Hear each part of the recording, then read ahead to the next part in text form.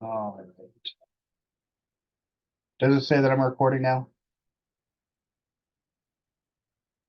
Awesome. It does. Thank you, Nadine. Okay. So today we're going to be going over what floodplains are, what floods are, and how they come about. Some natural and beneficial functions of the floodplain, how floods influence floodplain development, and a little bit about floodplain management. So floods are considered to be uh, 2 or more acres of normally dry land or 2 or more properties, one of which properties must be the policyholder, that occur due to overflow of inland or tidal waters, unusual or rapid accumulations of runoff or of surface waters from any source, or a mud flow. Um, More generally, two properties can include public property such as a sidewalk or road, so it doesn't just have to be people's private property. And floods are a part of nature and the hydrologic cycle, where water goes from everywhere from up in the atmosphere to deep underground as groundwater and everywhere in between. And when that hydrologic cycle is unbalanced, we get either floods on one side or drought on the other. Floods themselves fall under 3 categories. We've got riverine floods, coastal floods, and shallow floods. I'm going to talk about riverine floods first. Um, so riverine flooding can include things like overbank flooding, flash flooding, and riverine erosion. Overbank flooding is just when the water overflows the banks of a river due to high precipitation or something blocking the flow downstream. Uh, Overbank flooding can be shallow or deep, fast or slow, and it can have a long or short duration, and it's wholly dependent on the characteristics of the watershed that is flooding at the time. Flash floods are another type of riverine floods. These tend to strike swiftly and end swiftly due to a high amount of precipitation in a short amount of time. They're fast moving with a short warning time, and they can occur anywhere. They're also the first cause of flood related deaths in the US. And then riverine erosion is another hazard related to riverine flooding. And that's basically when a river's velocity increases, it means the channel can migrate more easily. And here in the picture, we've got sandbars, and across from the sandbars, it says erosion there in the bottom. Sandbars are also called point bars. This is where the river moves a little bit more slowly, and there's actually deposition of sediment. And across from the point bar or sandbar where their erosion is happening, these are called cut banks. Cut banks also pose a double threat to uh, property owners because you can have the inundation from the flooding and potential undercutting of the stream, like in this picture here on the right of this house that's hanging out over the river.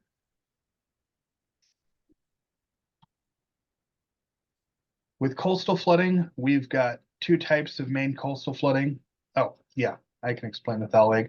So the thalweg is basically just the center point of the fastest point of the river. And so the thalweg moves away from the sandbar or point bar towards the cut bank, and that's what's causing the erosion. So it's just the center of the river.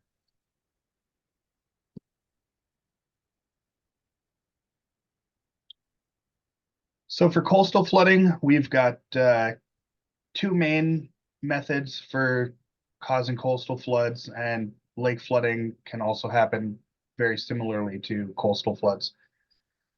So we have storm surge and tsunami. Storm surge tends to be much shorter wavelengths, shorter heights compared to tsunamis, which are longer and taller. Storm surge happens a lot. There's thousands of events going on during a storm, while tsunamis tend to have very, very few waves, and only the first or second wave tends to do a lot of damage. Storm surge is caused by uh, changes in pressure, changes in air pressure, and by wind.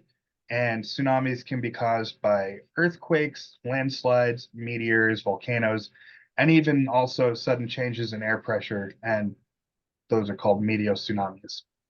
Um, so we might not be a coastal state here in Montana, but there might be some people who do have some coasts in um, their jurisdiction who are listening in, and anyone who's planning to become a CFM needs to have a basic understanding of coastal stuff. So I'm going to talk about that as well here. Um, so coastal barrier resource systems, also known as COBRA zones, are undeveloped areas that protect coastal areas and serve as habitat for various species. These were enacted in 1982 by the Coastal Barrier Resources Act and Yeah. federal financial assistance, including flood insurance in mapped areas. These will be clearly marked on your firms if you have them. There's also something called otherwise protected areas. These are a category of coastal barriers within COBRA zones. They're undeveloped areas where flood insurance restrictions apply. These areas are going to be marked on your maps where they apply. And I think the only coastal areas we have in the US are the Pacific and Atlantic coasts, the northeastern Great Lakes, and the Great Salt Lake. Our lakes here in Montana don't qualify to have coastal zones, so we don't have any. But storm surge is still a possibility, and tsunamis and what are called seiches, which are similar to tsunamis, but it's like a bathtub oscillation effect where the water is moving from one side of the river or the water body to another. These are all still possible in lakes, so they're a hazard to watch out for. I think coastal areas are going to be covered a little bit more in the mapping section, but this is just kind of a good introduction to some of the ideas. For riverine areas, we use cross sections, but for coastal areas, we use transects. And this will make a lot more sense once we get to the mapping section. We also have in coastal areas something called a coastal high hazard area. These show up as V zones and are the most hazardous coastal zone. They have wave heights of 3 feet or more for the BFE. They can also be the inland limit of the primary frontal dune if there's dunes in your coastal region. And they can also be where the eroded ground profile is 3 feet below the computed run-up elevation in modeling.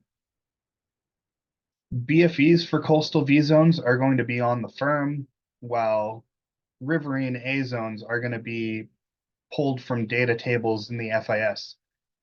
That's just kind of a complicated way to say that you're going to look for your BFEs for coastal zones and riverine zones in different places when you're doing work with those. So riverine flooding occurs when a river's capacity is exceeded. Coastal flooding comes from storm surge or tsunamis, but there's a few other types of flooding that I'm going to talk about before I talk about shallow flooding. And those are closed basin lakes, uncertain flow paths, dam breaks, ice jams, and mud flows.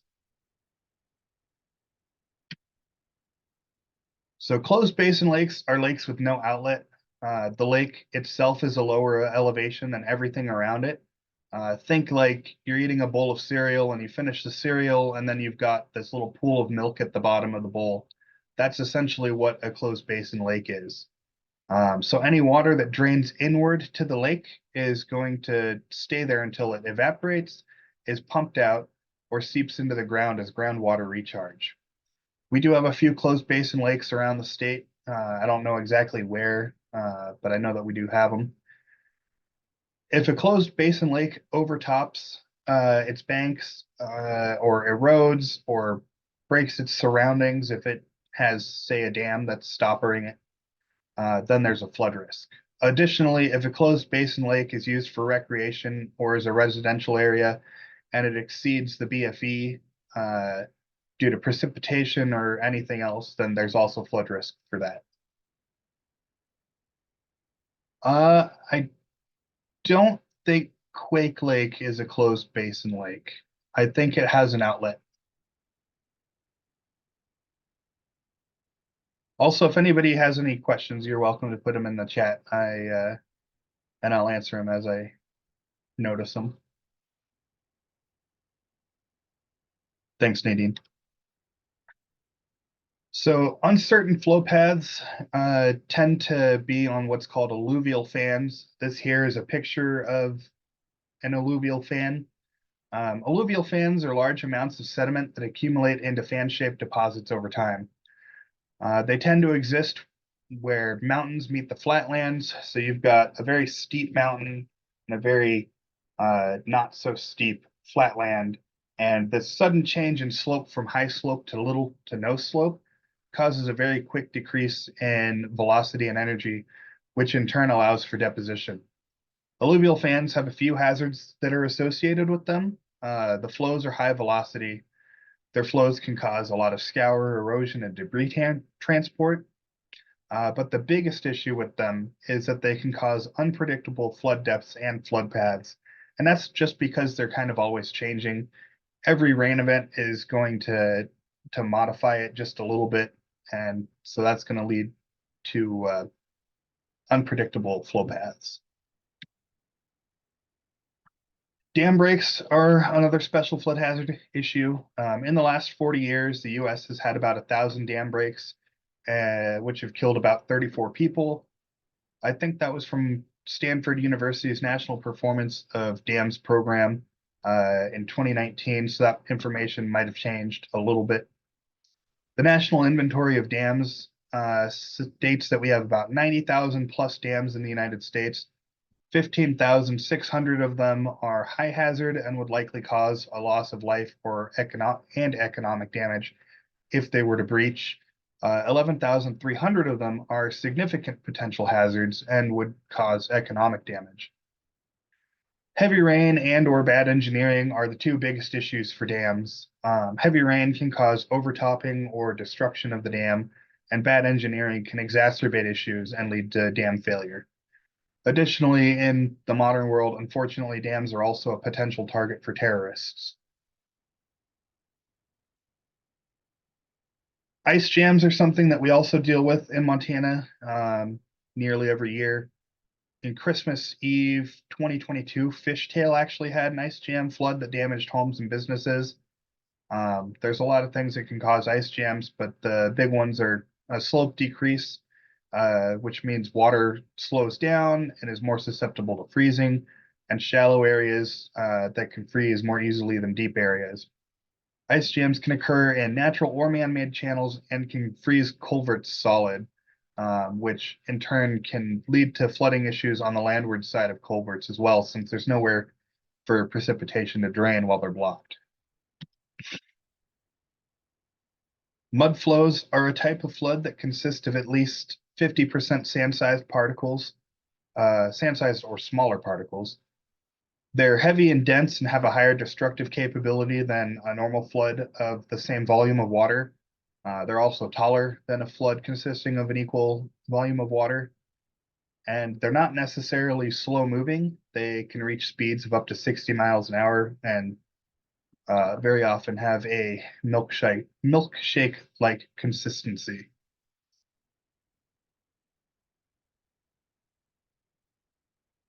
So there's a couple problems that result from developing a floodplain. We tend to build near rivers and coasts because we like being near the water for a variety of reasons.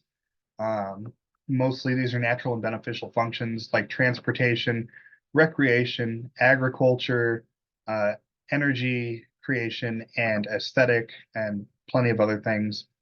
Um, Whenever we build in the floodplain or near it, we alter the floodplain and the dynamics of flooding, um, which just means water can be obstructed or diverted by the development. And then pavement itself and buildings don't absorb water like plants and soil would, so water tends to run overland rather than being infiltrated down into the ground. Uh, Plants can also slow floodwaters. Mangroves in tropical areas have been found to slow tsunami velocities by up to 90%, but even simple riparian vegetation can help slow flood velocities in areas like here in Montana. Uh, Buildings and infrastructure that exist in the floodplain, and even outside the mapped floodplain can be damaged by periodic flooding. So I'm going to talk a little bit about how floods actually damage structures. The first way that they do so is through hydrodynamic forces. This is the speed of the water, speed of moving water is called velocity, and the higher velocity, uh, the more damage a river can do because more pressure is exerted on a structure and the more erosion and scour can occur. Additionally, water can move boulders the size of houses or larger under the right conditions. Hydrodynamic forces include frontal impact, um, drag on the sides of the structure and pushing on the structure on the upstream side, and eddies on the downstream side. Cars can be moved in 2 feet of running water, and more people are killed in cars than anywhere else in floods, and less water is required to knock a person over. So, make sure that you're not, and you're letting your communities know not to drive or walk in floodwaters, no matter how deep they are, especially because that can change pretty quickly. Debris impacts are another way that floods cause damage. Water will pretty much pick up anything that it can and take it with it and turn things into waterborne projectiles. This can include logs, trees, vehicles, debris, ice. I saw a video recently of a propane tank that was on fire floating down through a flood. So those can potentially just be floating bombs.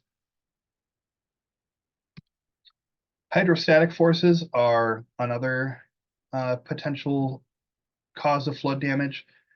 This is just the weight of the standing water pushing downwards and sideways. And structures often aren't built to withstand that pressure of lateral or sideways pressure. And 3 feet of standing water can cause a building to collapse inward on itself. Additionally, improperly anchored buildings or septic tanks or propane tanks can float off their foundations due to buoyancy. Soaking is another potential cause of flood damage. Material that's been soaked can change shape or behave differently than normal. Wood can warp. Gypsum wallboard falls apart if interacted with while wet. And then household goods often aren't worth even saving or drying out. They can be warped badly. Electronics need to be professionally cleaned before they're used again after a flood. Things like that. And the last potential damage from flood structures is sediment contaminants. Water can pick up water picks up whatever it can as it goes. And that can include industrial chemicals, sediment, debris, and sewage. When the water dries out, salts, sediments, debris, these things can all stay behind and continue causing issues. A few other things that I want to mention on this slide: floods can also cause fires. We saw a picture of that a few slides back. They can cause mold. Electrocution is the second most frequent cause of flood deaths. Floods can cause mental health issues, especially in repeated events, and a plethora of other issues. So these aren't just the only ways that floods damage structures. So the speed of moving water is called velocity. Velocity is just one of the factors in determining how damaging a flood can be. Can anybody tell me how much water will cause a car to float? Just throw it in the chat. 3 feet. So it's 2 feet. 2 feet of running water will cause a vehicle to float. So I talked about riverine flooding. I talked about coastal flooding. Now I'm going to talk about shallow flooding a little bit. And I think we're going to cover these a little bit more in depth in the mapping section, but this is just a good quick introduction to them. There's two different types of shallow flooding, and these are sheet flow and ponding. Sheet flow is where water spreads out over an area much like a sheet of ice, except that it's moving and it's a relatively uniform depth. Ponding is where water collects in an area that has little to no outlet for the water to go and does exactly what it sounds like. It creates a pond. Sheet flow zones on the firms are called AO zones. I just remember that because sheet flow rhymes with AO. These have average whole foot depths shown on the firm rather than BFEs. Most things are shown in BFE, but these have depths. And ponding are AH zones. uh, if you have any ideas for that, Nadine, you're welcome to chime in.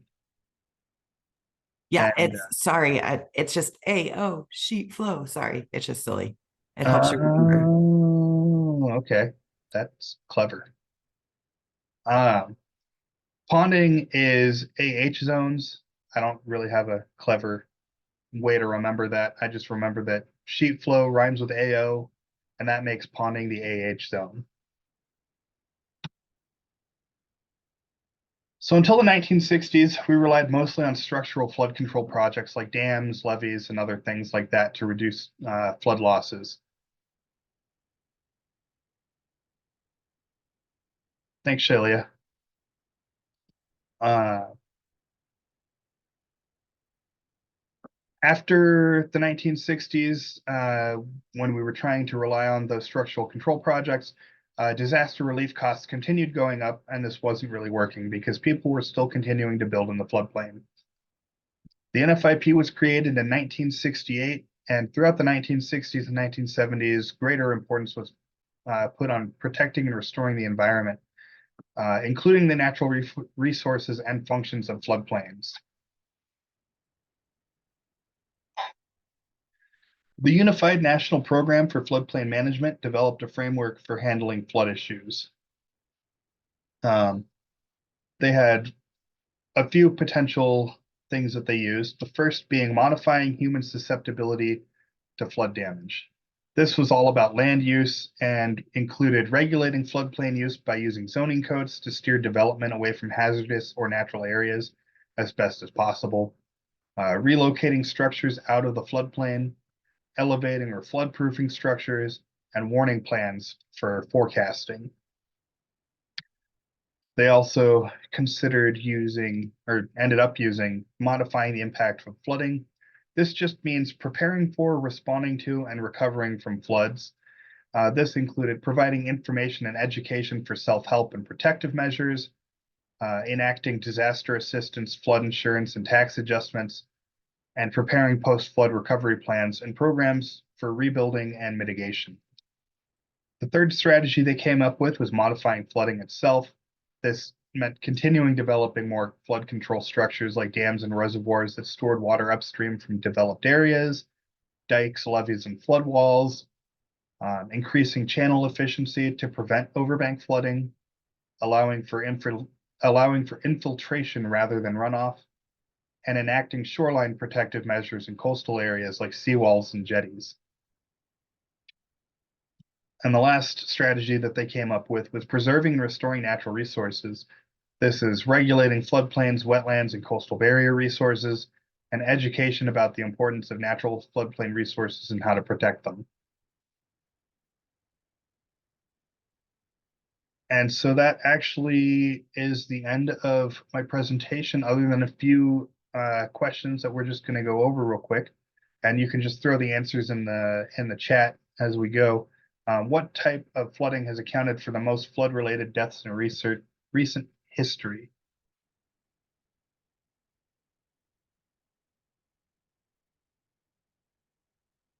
Yeah. So flash flooding, it's fast, it's unexpected, it's got high water levels, and there's a lot of debris. What Hey, are the, Anthony, yeah, just a quick question before we go through these exam questions. Can sure. you go back to the dam slide for Yeah, us? absolutely.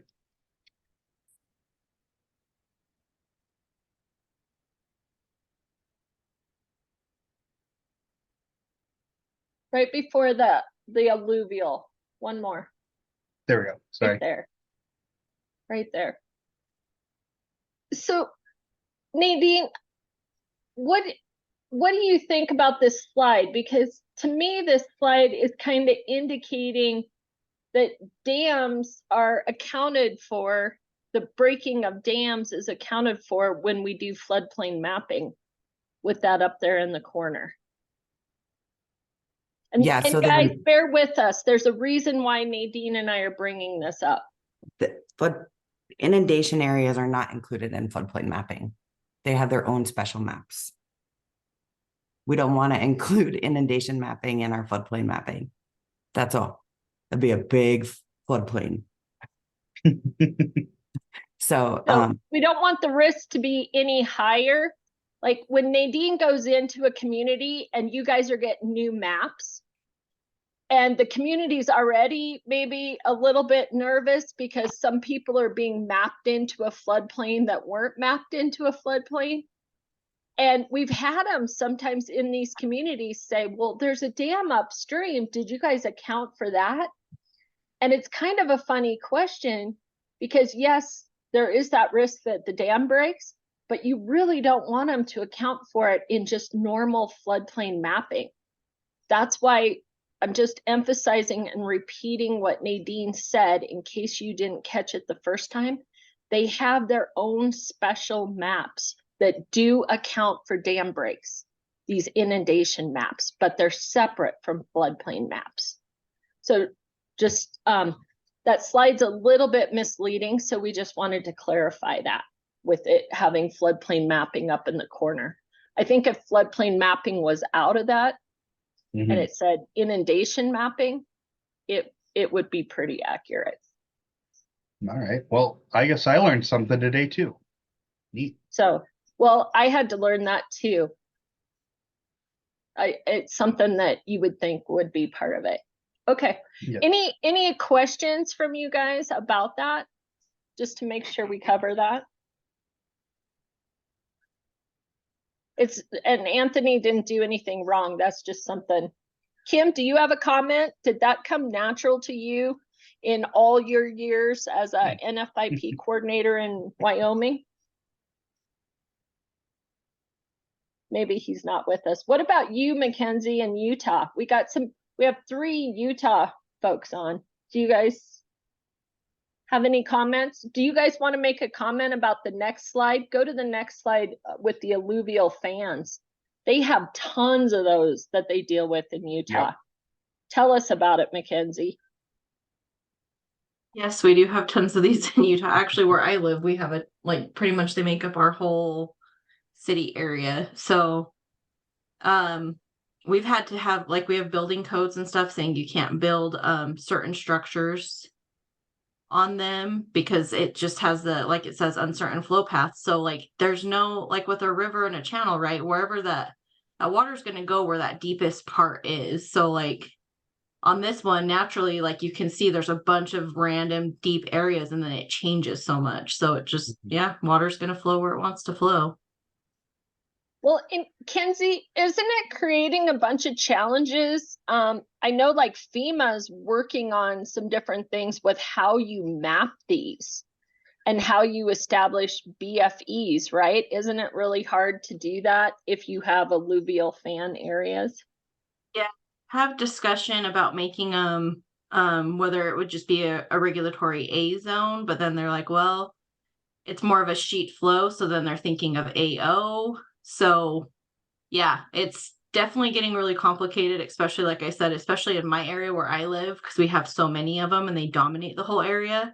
Because we have in one area, we have literally the whole town is on an alluvial fan. So we call it the blue blob because it's just pretty much if they end up mapping that whole fan and everything, then that whole town basically is going to be one big AO zone. So it just, yeah, it gets really, really tricky. And then, what was I going to say? Something else came to my mind. I can make a comment while you're thinking about it, Mackenzie, and then you can jump back in. Definitely in Montana, in our mountainous areas, we have these alluvial fans. And one of the areas of concern that we work with is over in Ravalli County, Stevensville. Tracy's always talking about the concern for flooding of Stevensville because of this alluvial fan. And, you know, there's a lot of development in residential areas and subdivisions going on over there. And when we work with some of those folks, they really think they're pretty secure and that their floodplain just entails the cemetery and dead people don't matter, is what I've heard be said. But Tracy's always saying it's not going to be the Bitterroot River that catches them. It's going to be this alluvial fan that gets them in trouble. Mhm. And Yeah, I'm one gonna thing- go add a for it, little Evie. bit. We do not have any alluvial fans mapped within the state of Montana. Yep. We have so many that we partnered with the Army Corps of Engineers and did a full-on statewide alluvial fan inventory. So like we partnered with them and then with FEMA and got that all done. Jamie's awesome and does such a great job. But yeah, part of getting them mapped like with floodplains, I know like whether they're active or non-active, that is a big part of whether they can be actually mapped within floodplains and everything. Because if they're not active and they've kind of just like leveled out, then it becomes like more of like maybe it's like a rolling hill or it becomes, you know, flat ground. But if it's active, that means debris and everything still constantly coming down that area, including water, and you know, it's more proactive for like landslides or mudslides, mud flows, you know, stuff like that. So yeah, they're definitely a big hazard. And Mackenzie, can you talk a little bit about the letter of map amendments and alluvial fans? You mean like if you can get a letter of map amendment on an alluvial fan? Yeah, because we don't have any mapped here in Montana. You know, I have not personally, in the 2 years I've been here, I have not came across a letter of map amendment on an alluvial fan. So I don't even know if is that possible? I I don't would believe think so. So I think what I remember is that in a mapped alluvial fan, a private resident cannot get a letter of map amendment showing that they are safe or high and dry from a flood. So that also adds complexity on top of everything for a floodplain program. And that really does, kind of yeah. makes sense to me. So Yeah. Which is Uh, why we don't have any mapped alluvial fans in Montana, I think, Mhm. maybe. I don't know. Interesting. Yeah, I have not came across that. Rebecca, when you say does it move or is it solid, do you mean is the alluvial fan moving or? Yeah, so the way that alluvial fans are generated with the deposition of sediment due to the sudden change in steepness, I don't know necessarily that they move, but their footprint is constantly changing. So they're never going to be shaped the same as they were the year before after a new rainy season. And they're not moving like a glacier, Rebecca. It's the water that's moving. So you can see like on this one in particular, let's say it started flowing on the right side of that picture. And then as it fills, then it'll shift a little to the left and a little to the left and a little to the left. And so that's how the water and the sediment deposit moves. In Montana, if you ever want to see a great example of an alluvial fan, it won't have the erosion quite like this. But if you're traveling from Virginia City to Ennis, if you've ever done that, and as you're coming off the Virginia City Hill at about mile marker 6, there's a scenic overlook and you can pull over and you can see it's almost like this, just covered with grass of an alluvial fan across the valley there at the base of what they call Fan Mountain, which is named for the alluvial fan. And there's lots of these little alluvial fans coming off the mountains into that open valley there. And so those are great examples if you're ever trying to look for that geographically. Okay, Thanks, Shelia. Mackenzie, Rebecca also asked, how is a town built on one? Would you mind taking that just real quick and then we'll head on? Yeah, I was typing it out, but it'll be easier just to Okay. say it. So on ours, it's because like over time these like it's natural deposits from the mountains, right? So wherever that natural flow of sediment and dirt and everything just comes from the mountains and builds up in this little triangle apex. Over time that will just like keep going down and that deposit just keeps getting bigger and bigger and it flattens out more. So with our town, it's more of like we call them like they're done in different ages. So like I'm a geologist as well, which is funny that I work in floodplain management. But so you have like different ages of alluvial fans, just like you have different ages of rock. So over time, they start to just deposit and flatten out more and spread out. So that's how a town's built on the ancient one more. But then we also have newer ones that sometimes follow those exact same patterns or newer areas. And then they just come down and just keep pushing that older one out more. So it's just like it starts just like building, almost like cake layers, but just like coming down in little small triangles is like the easiest way I'm trying to think of to explain it. And it eventually builds on itself so much that it kind of starts to flatten out a little bit, right? Yep. And then the newer, more like the newer ones are the ones that stay in those little triangle facets. But yeah, as they come out, they kind of just spread out. So that's how a town's built on one. That's why it gets into a little tricky part of, is it active or is it inactive? Because if it's not active anymore, that means actively no deposits are coming down from that one spot. It's kind of flattened out and everything. But that gets more to our geological survey side. They go out and do their surveys to determine whether it's active or inactive. And then that's kind of where it's getting tricky with FEMA on how they're mapping these. That's why I know that kind of plays a role in it. Because once they become inactive, they deem them as not much of a threat. It's just when they're active, because they're actively still, depositing sediment and everything, and they're not really stable, basically. Yep. Thank you, Mackenzie. All right. Any other questions, guys? Feel free to come off mute. Oh yeah, I absolutely. think there's lots of good learning that goes on when we can discuss certain things. Was there another slide? Just kind of go slowly through those, Anthony, because we had a couple people join right here at the end, just Okay. so they can get a look, and then we'll send these slides out to everyone. Yep. Let me just go back to those real quick. Okay, here we go. And then if you guys have any questions or something jogs your memory, just jump in.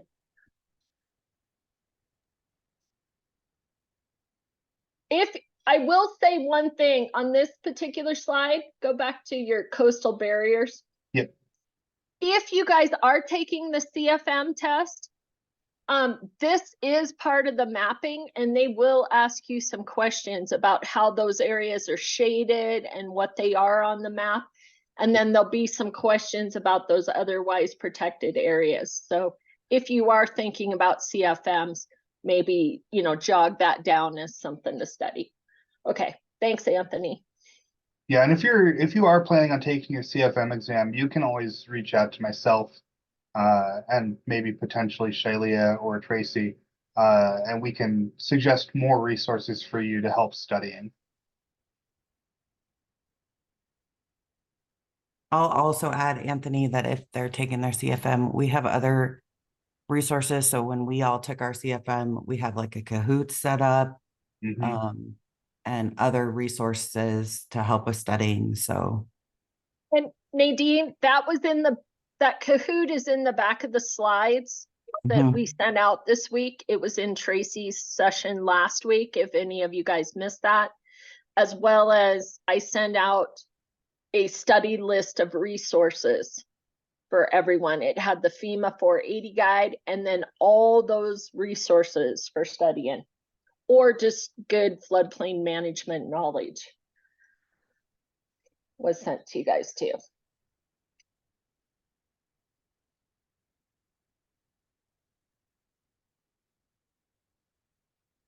But yeah, does anybody have any more questions? Anything you want me to elaborate more on, or one of us to elaborate more on? You could probably head to your questions too, your little quiz questions, Anthony. Yep.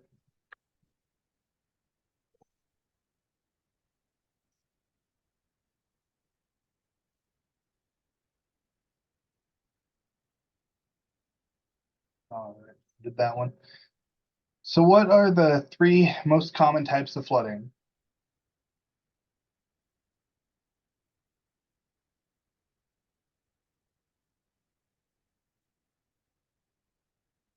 Thanks, Josh.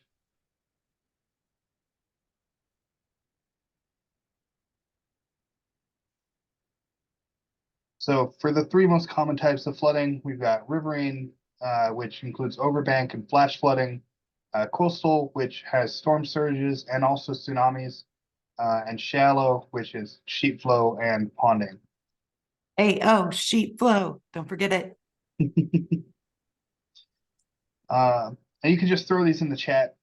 What's the main type of coastal flooding?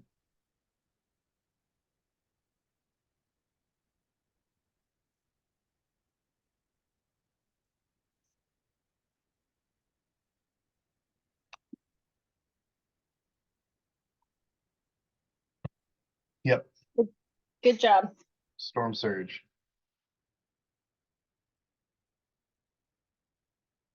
For this next one, what is wave run up? I don't think I actually talked about it. I think I might have skipped over that bullet point in my notes.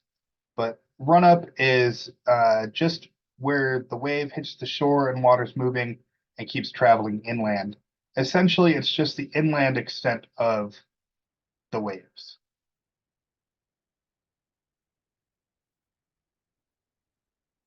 What causes tsunamis? You can just throw one or two in the chat. You don't have to throw a whole bunch of them.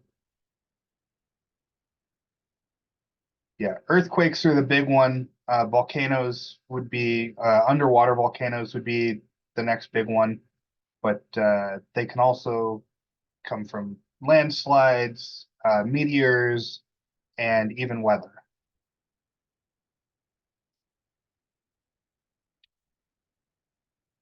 And then the last one that I've got is the most hazardous part of the coastal area is the blank, blank, blank area, which is shown on the map as a blank zone. Anybody got that?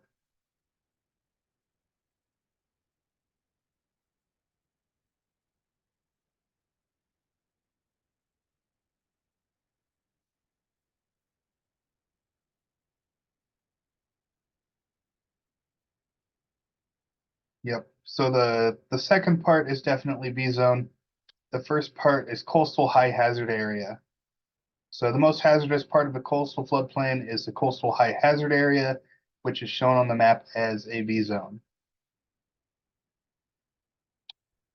And that's all I got. We got about 13 minutes for questions if anybody's got any.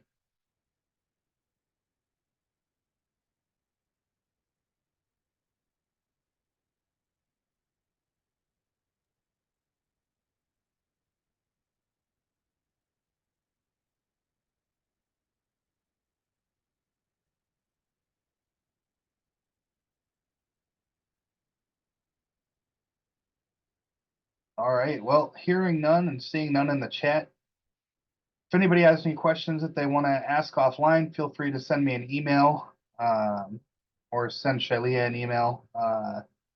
Either one, I think. Other Hey, than that, I think we can wrap early today. Hey, Anthony, I just want to add for Oh, yeah. those that are attending next week's, make sure you take the time to do the independent study course that Shiley sent out in the email, just to be prepared for the mitigation side. But I have a feeling that we're going to beef up the disaster side just a little bit more to really help everyone understand the roles for floodplain administrators during disaster response and recovery. So if there's anything special anyone wants to learn about with that, just shoot me an email and I'll add it to the slide deck. Sorry, Anthony, thanks. Nope, you're good. You're perfect. Shelia, do you have anything to add? I think I'm good. Hopefully everybody's getting the emails and if you need anything, reach out and then we'll try to get you guys this slide deck and a reminder. For the January sessions, we did send you that tentative class schedule. I think it's fairly, Tracy had to do a little bit of revising. It's probably fairly accurate right now, but just know it could be subject to change. So we'll always be trying to send you emails and keep you updated if that is the case. Mhm. All right, everybody have a great weekend. Try to stay warm. All right. Well, yeah, thank you, everybody, and have a good weekend, and we'll see you next week. Thank you.